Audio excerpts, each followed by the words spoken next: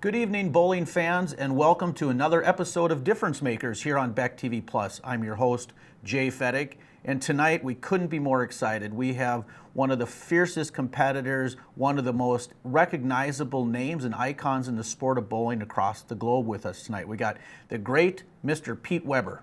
Welcome to the show, Pete. Well, thank you, Jay. It's an honor to be on the show. Yeah, well, likewise, it's more of an honor for us to have you here. So, again, I want to thank you. We were just talking about where we're at versus where you're at. The weather is considerably different, and you're in St. Louis, correct? Yes, I am in St. Louis, and yeah, it's not quite as cold here as it is there.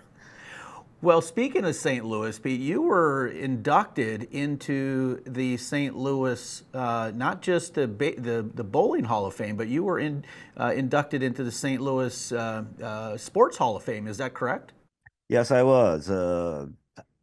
I'm looking at the plaque right now. I wish I could read the year, but you know, it was an honor to go in. I went in with like Mark McGuire and oh man, it's so long ago I can't remember, but it really was an honor because it's not only that Hall of Fame that I went into that my dad was already in. I've also gone into the Missouri Hall of Fame, which dad is in, and both the St. Louis Hall of Fame and the St. Louis Bowling Hall of Fame. Me and dad, I think we are in six Hall of Fames together. That would be the PBA and USBC also.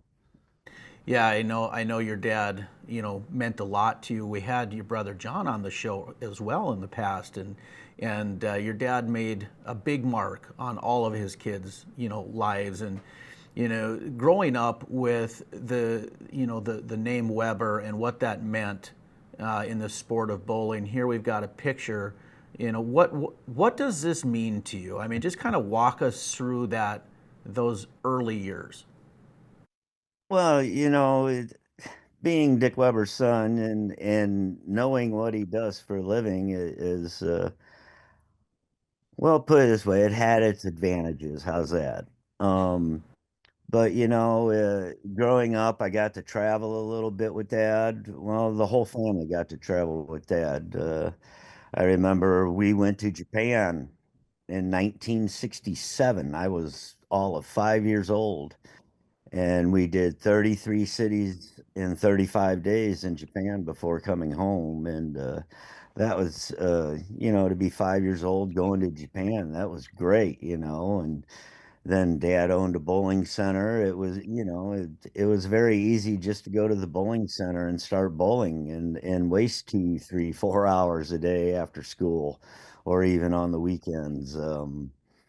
But when dad was on TV, things came to a stop and the family watched dad. And as soon as he lost, we went back to doing whatever we were doing before. So, if he kept winning, we'd watch. But as soon as he lost, we would go back. So, growing up with a dad like yours, a lot of kids, well, most kids don't have that. What was that? I mean, other kids that you grew up with and their dads, and your dad being as famous as he was, when did it spark within you that that is the path that you wanted to take? Well, I practiced probably from the time I was 11 to 16 when I finally got my license and then kind of backed off the practicing a little bit. But I was in the bowling center 4 hours, 3, 4 hours a day, just bowling. I would practice different lines. I'd practice different releases. If I actually wanted to learn something, I had to ask Dad because he wouldn't just come down and say, "Hey, you need to do this." He felt that if he came down and told us what to do, that he was pressuring us into doing or into bowling, and he didn't want to do that. So if we wanted to learn about the game, we had to go ask him, and that was gratifying for us because he let us do what we wanted until we wanted to learn something. You know, when you say that, I'm going to kind of keep that in the back of my mind when I'm going to come back to the 2012 U.S. Open. I have a question about that when we get to that. But your dad's approach to letting you figure things out on your own, uh, you know, I would imagine that really helped you later in your career as patterns broke down and you needed to change your game, and your dad wasn't there to help you. I mean, you had to figure it out. Well, in the earlier days in the 80s, it was very easy to figure it out, and even growing up, I mean, we bowled on house shots and they were all pretty easy for the better junior bowlers, I guess.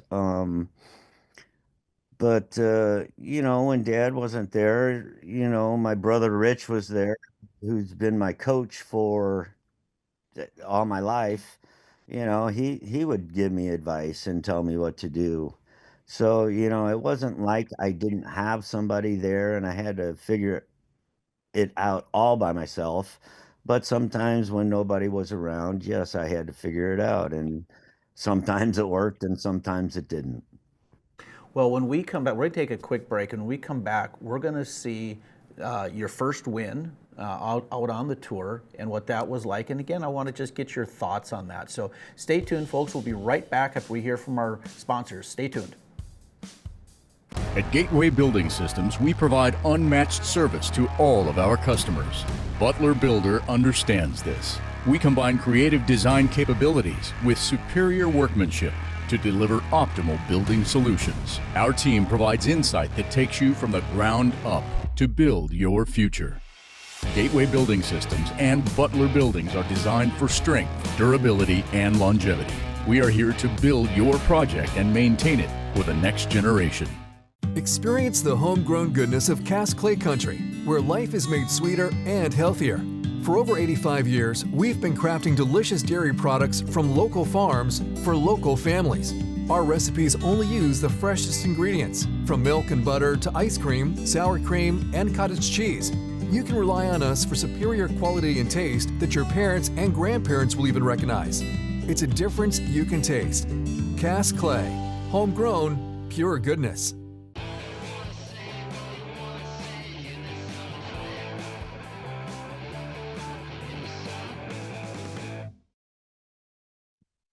Welcome back to more Frame by Frame and the Difference Makers here on Beck TV Plus. I'm your host, Jay Fettig, and we are continued to be joined by the great Mr. Pete Weber. Welcome back to the show, Pete. Thank you, Jay. So we talked a little bit before about kind of your early years and what I guess I would call your rise to stardom. And now we're going to kind of pull out the clip of you in your first PBA win, and I'd love to get your thoughts on what that was like. I think you were 18 at the time. Yes, well, no, actually, I was 20 at the time. Um, I had, I was bowling the tournament. I made the show. I just happened to get to the title match against Pete McCordick, and I knew if I struck out in the ninth and 10th that he had to throw a double to win. And with his record at the time, uh, it, I have all the respect for Pete McCordick in the world. I mean, he's been a great friend, he's been a tournament director that I've admired, and but at the time, he wasn't known for throwing the strikes on TV. So I knew I had a chance. And when he didn't throw the strike, it was kind of very gratifying for me to, finally get that off my chest and get that first one, because the second and all the other ones, for a while came a lot easier. They started getting tough again in the later years, but at the time, it it kind of loosened me up a little bit more and allowed me to figure out what I was doing and how I was going about it and how to win. And it it just set me off. Was that kind of a spark? I mean, one thing you've always been known for is your intensity. And in any sport, intensity Some people are intense internally, and some people wear it on their sleeves. You've always been one to show your emotion, and does that fuel? I mean, does that fuel your fire? I mean, kind of again, describe to us where that intensity comes from. Well, everybody knows that I'm a big WWE fan, a wrestling fan. And I mean, I watch it. I mean, I bowl league tonight, and I'm come home and I watch Monday Night Raw. That's what I do. And then I watch all the pay-per-views, and so, but a lot of my intensity comes from wrestling, you know. I liked what they did, you know, and when, you know, I guess in the 80s when I first started being like that, it was against the rules, I guess. I don't know. It was inappropriate or whatever. It wasn't Dick Weber like, how's that? That I can say that.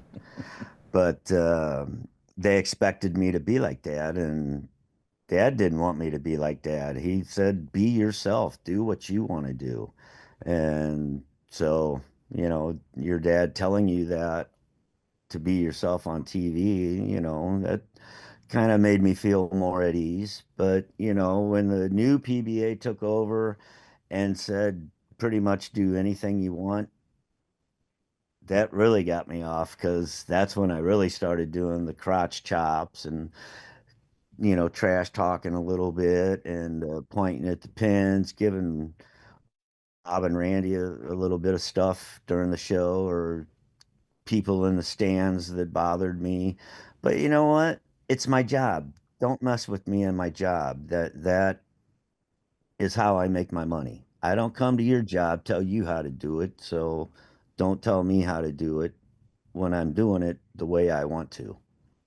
Well, I mean, those passions certainly elevated this sport. I mean, just like Tiger does for golf, you have done for bowling. And so the question is, I mean, obviously you have by yourself with those passions, like I said, elevated the viewership and so on. Was all of that real emotion, or did some of that be used to, I don't want to say taunt your opponent, that wouldn't be necessarily sportsmanlike, but was it also to maybe get in their head and to get the crowd going? How much of that was really real, and how much of that was to grow the crowd? Well, anytime you're on TV, being a professional athlete, you're an entertainer also. Yeah. People don't want to watch, I'm sorry, but people don't want to watch Walter Ray Bowl because he throws a ball, he turns around, he walks back. I don't want to watch that. I want to see excitement out there, you know, and it's that's me being me. That it is real. I mean, it's not rehearsed or anything. It's what I'm feeling right at that time. And you know, it just comes out, you know. Sometimes the adrenaline's got me and it comes out wrong, as to quote after this shot. But you know, it's really just me being me, and I've always been that way. And you know what? I always said that, you know, I made the saying, love me or hate me, you're gonna watch. And my God, ratings went up because people wanted to see what I was going to do next, whether they liked it or not. Well, you certainly brought passion back to a sport that desperately needed it. So we're going to take a quick break. I want to ask you a few questions about the shot that we just saw as well. So stay tuned, folks. We'll be right back after these messages.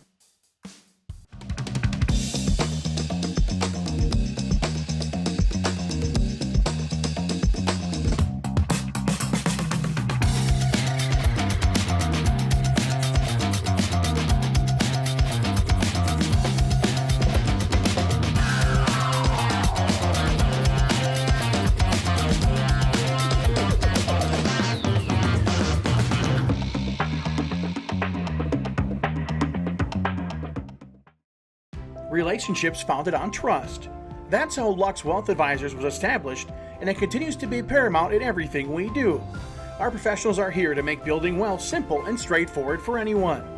Whether you're just starting out, nearing retirement, or you're someplace in between, we'll take the time to accurately assess your current financial state, then design a tailored plan to help you achieve your long-term goals. Lux Wealth Advisors, the right answers for financial independence. Mandan Sporting Goods' new location means new inventory and even greater commitment to supporting your Second Amendment rights, which reads, a well-regulated militia being necessary to the security of a free state. The right of the people to keep and bear arms shall not be infringed. Whether you're wanting personal defense weapons, collectibles, or simply the area's largest selection of ammo, reloading supplies, and new line of fishing equipment, the team at Mandan Sporting Goods will help you find what you need. 206 4th Avenue Northwest.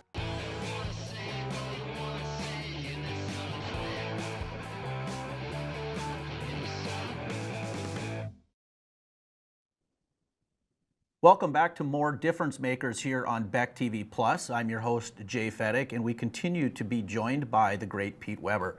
So, Pete, we want to talk about the 2012 U.S. Open, which was your record-setting fifth U.S. Open.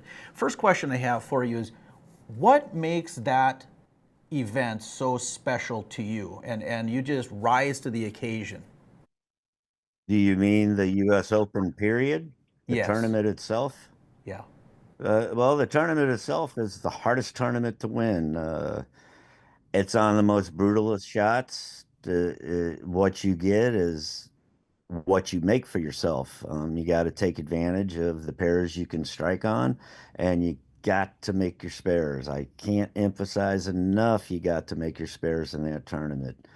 But it's the elite. It's the U.S. Open. Everybody wants to win it. It doesn't matter who you are. You want to win the U.S. Open. Yeah, and you've done a record-setting 5 times. And when you were up against Michael Fagan, and when Mike struck out, in the 10th, forcing you to where if you could have struck on the first ball, it would have, I think, the first 2 you would have shut him out. And then you threw your first ball, and you had the 10-pin on that shot. I know you stepped back, and it looked to me, and I don't know if you necessarily remember, but I was watching intently as you were standing on the lane after you picked up the 10-pin. What was going through your mind, and what did you do to fix the shot that you threw, the last shot of the match? Well, the first shot I threw, I mean, I pured that pretty good too. I mean, I'm pretty sure I thought I said, "Oh my God, I can't believe that," because my ball don't roll out too often, and I don't think it rolled out. But and then I got up and I made the spare, and I got up the second shot, and I didn't do anything different. I did not adjust anything. All I kept saying to myself, just let it go, let it go, just let it go, let it go. And I let it go, and I said, if I don't strike, it's going to be a solid 8. That was the thought in my head when I let it go.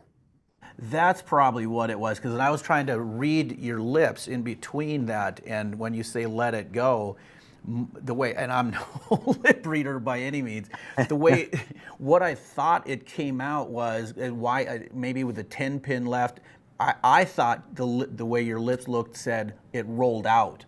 And so I'm thinking then that you get up on the second ball and either made an adjustment or got around it a little harder, whatever it was, to tweak it a little bit, that it just drove that much harder. But what you're saying was just let it go and, maybe not tense up. Yeah, exactly. If people actually watch the bowlers, me included, that we take a breath right before we start our approach, so we feel relaxed when we let the ball go. That ball came off my hand so clean and pure. that there was just no way I wasn't going to strike. If I didn't strike, like I said, it was going to be a solid 8. There was going to be no 10 pin, no 9 pin, no 4 pin, no 7 pin. It was going to be a solid 8. You know, I spent this past weekend, I was out in New Jersey, and I stopped by and got to see Parker Bone, and Johnny Petraglia was there. And we were just talking about some of the greats. And they mentioned you in particular, that it was just so natural for you, that the game, you know, just came, like I said, just so natural that it was, you were unlike a lot of the people from that time, you know, where they may have had to put a little more work in. You just were natural. Well, they said growing up and when I first started on tour that, well, he's never going to make it with that style of bowling. He's going to have shoulder problems, elbow, hip, knee, whatever problem I could possibly have, they said I was going to have. And I have never, I've had a wrist problem, had a back problem, but the back problem didn't come till I was almost 60 years old. So, I've been fortunate. But, I bowled 40 years on tour with no pain, maybe just a little wrist problem there, but, never any shoulder problems or elbow problems, knee, anything. I just felt like I did everything right. So I lasted a lot longer than people thought I would. Well, God certainly blessed you physically, that is for sure.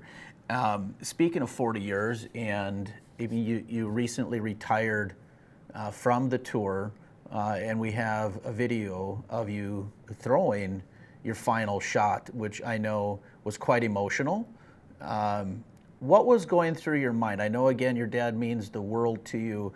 How much of your life had to be going through your mind right then and there? So can you kind of just describe to us in those very few seconds there what that was like? Well, it was a little hard, because I've been doing it for like 40 years, 41 years, and to think I wasn't going to do it anymore out there with the kids anymore, Well, I was going to do it, but I wasn't going to do it full time. I was going to bowl the majors, and that was it. But, that's a really hard thing to do, is to actually realize to yourself that, hey, you can't compete with the kids anymore. It's time to back off and, you know, move on to the senior tour and do that and do the things you can compete with. It was fun to try. I tried to bowl the US Open, the Tournament of Champions. I tried to bowl my tournament last year, but I I have no desire to do it anymore with the kids. I can't wait for the senior tour to start. But like I say, I just have no desire to bowl with the kids anymore. It's humbling to watch these guys. I'm fortunate to have a number of those as my partners in business, but at the same time, it's humbling. It's humbling to watch, you and the legends. I get to bowl next to you at like the senior masters, and I'm nowhere even close to your caliber. I mean, you're talking different, universes, and it's fun and humbling to watch you even at 60. So we've got a couple of questions from some of your fans that we were able to get, and I only have time for a few of them. But Scott from Sioux Falls asks, what do you think of the game today with the two-handers? I mean, share your thoughts with us on that. Well, when it first happened, it was like, oh man, they're cheating, because they got so many more revolutions on the ball. Their ball hit like atomic bombs, and my ball, kind of hit pretty hard, but not quite as hard as that. But as the years have gone on, I've came to respect it because more and more people are doing it, and you're seeing it more and more on TV. So, maybe I don't like it, but I do respect it. Yeah, that's actually a good point. So Eric from Bozeman, Montana asks, is there a particular win that you have had that stands out the most to you? Well, the 2012 U.S. Open, that let me, surpass my father, Don Carter, with 4 U.S. Open. They won the All-Stars uh, back when the U.S. Open was called the All-Star. And to be able to be in their category with 4 was phenomenal, but to surpass them, that just means the world to me. It really does. You know, Pete, you're a legend on and off the lanes. You're a friend of the sport. You've done so much for the sport, and like you said, like me or love me or hate me, you watched. And if you're a fan of the sport of bowling, we all love you. And there's one picture that I want to kind of end with our talk today, and hopefully we're going to have many more talks like this where we can convince you to come back. But this one to me just means a lot. This is you into your stardom and your dad finishing his career. That picture to me means the most.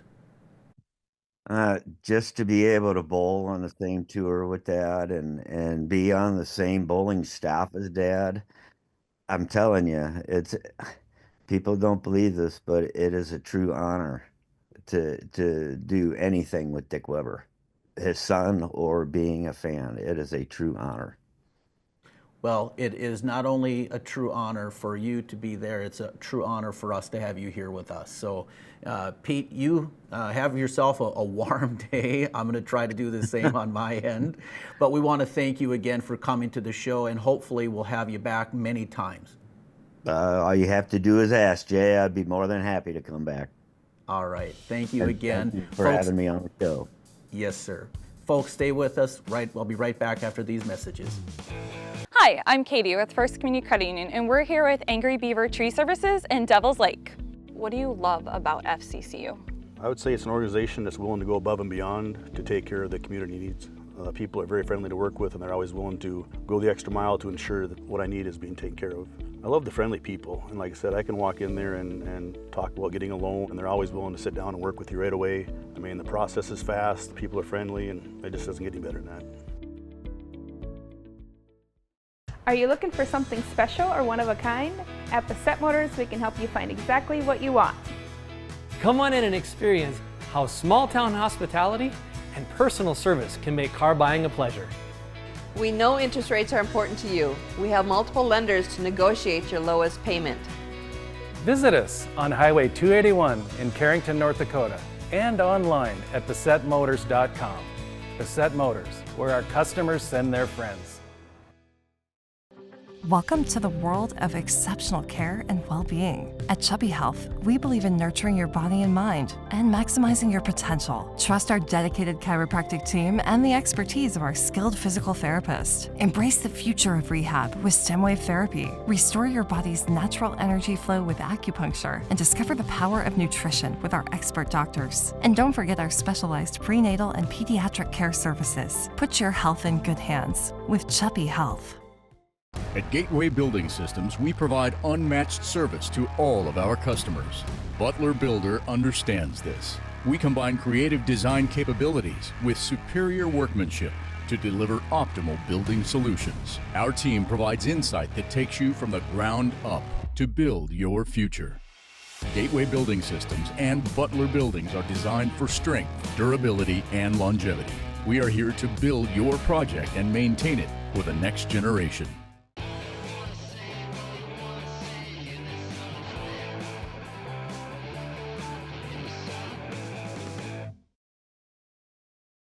Well, that's going to wrap up another episode of Difference Makers here on Beck TV Plus. I want to be sure to thank our sponsors. I want to thank Hammer and Brunswick, I Am Bowling, the X League, and Turbo Grips. They've been very good to us, and we'd enjoy you helping their business as well. So stay tuned for next week as we welcome back the great Norm Duke.